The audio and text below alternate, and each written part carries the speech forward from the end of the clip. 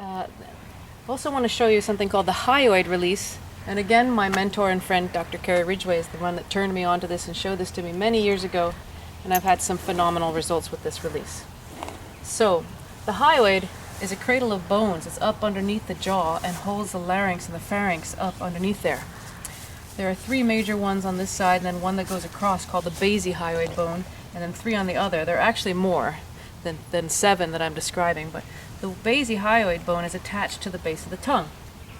So, when you check to see if the horse needs their hyoid released, you take your fingers like a blade and you put them right inside the I'm checking his right hyoid, so my fingers are going straight up between the mandible, the deepest part of the mandible, and all that cartilaginous stuff, and I press up in there, and if I get a reaction, and I get a very mild reaction on him, not much to really speak of on the right side.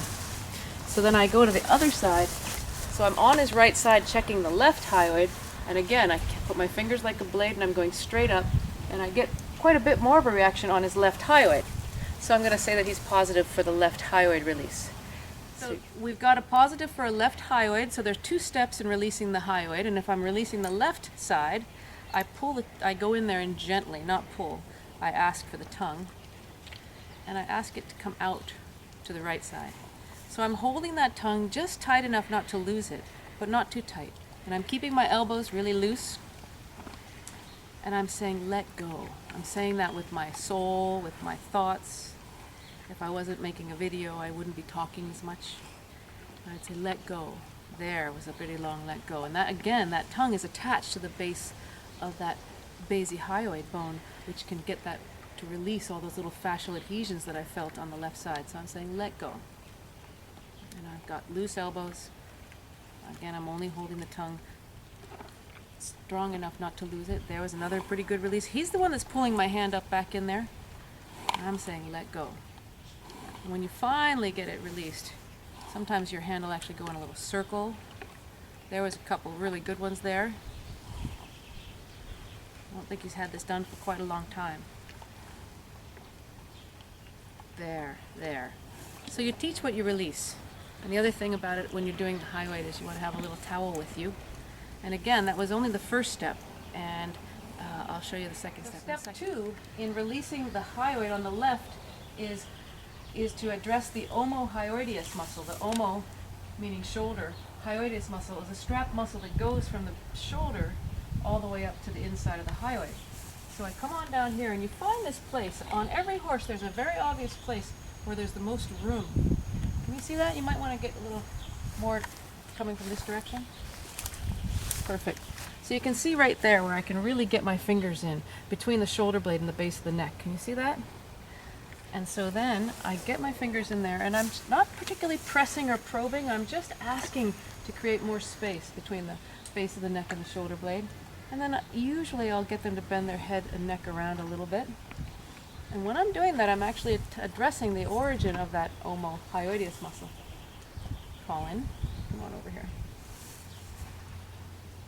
There. It doesn't matter how far it comes. I'm not looking for an adjustment.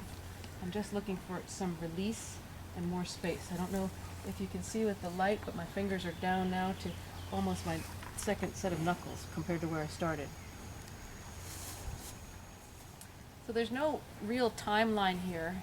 It's just the more time you spend, the more space you'll find that you create between that shoulder blade and the base of the neck.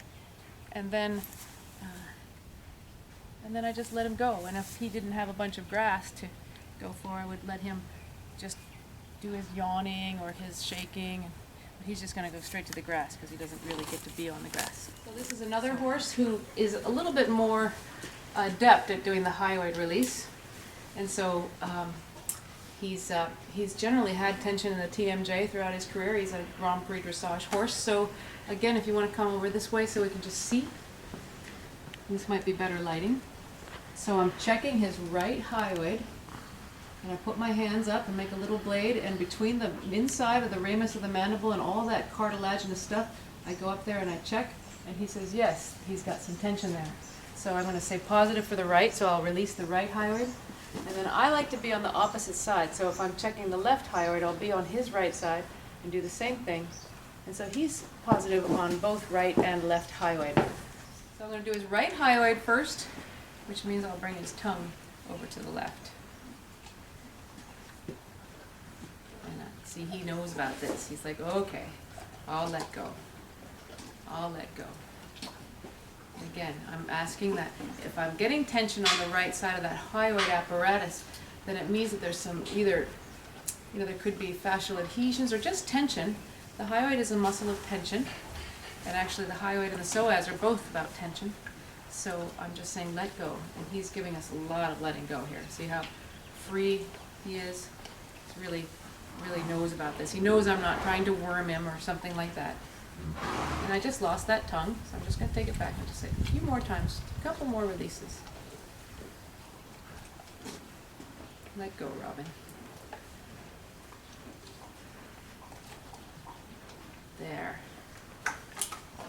And oftentimes you'll get some head shaking or yawning or eyes rolling back in the head, like that.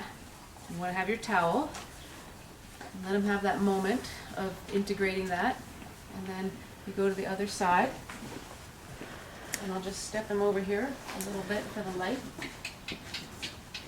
And you want to find that spot between the base of the neck and the shoulder blade, the front of the shoulder blade, where you can get your fingers in there and create space between the shoulder blade and the base of the neck. And see how I barely have my hands in there right now? I'm just at my fingertips.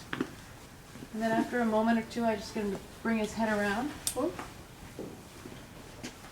I don't know if you can see how much more space. So I'm just creating space there, and again I'm addressing the origin of that omohyoideus muscle, which goes from the shoulder to the hyoid. So that's a really nice release. And I've only got ever so slightly. I'm just gently asking him to bend his head and neck around so I can create more space there. So that's step 2 of the right hyoid.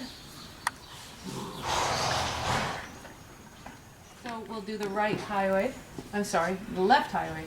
Again, reactive on the left. So I just ask him, the first time you do this with a horse, they're going to say, what are you doing? Are you going to worm me? They'll be curious about it. Now this horse has had this done a lot, he knows, and yet he still has tension. And he's had a little chronic tension in his jaw through the last 4 or 5 years of his career. There, see, I've got loose elbows. I'm only holding the tongue enough to not lose it. I'm just saying, let go. Very good. Very good. So that's lots of freedom there in the tongue. Good. Okay. So that was step 1 in releasing the left hyoid. This is step 2 in releasing the left hyoid. Again, I find that spot in front of the shoulder blade where there's the most room. And I want to create some space between the base of the spine, the base of the neck and the shoulder blade. There we go. And this is not hard. I'm not pushing really hard. I'm really just creating space and waiting for the soft tissue to let go. And I don't know if you can see how deep I am in there now, but maybe if you got behind me, you could see that my finger's almost down to this, third knuckle. And a mistake that a lot of people do is they curl their hands here. You want to kind of keep your fingers straight there. And he likes this. He's peaceful about it. Good boy. That's a good sign of him being ready to be released. And then it's always interesting to see what kind of reactions you get, if you get anything at all. I've had some horses, the hyoid is, in my world, it's like the gyroscope. That gyroscope is the apparatus on a ship that makes it right itself if it's happened to sink or roll. And I've had some horses, and people tell me that horses hadn't been able to do a lead change in 4 or 5 years, and we release the hyoid, and all of a sudden they can get their pelvis to re-engage and get their back end going and do a lead change. So that's pretty wonderful. I've had some phenomenal results with that release.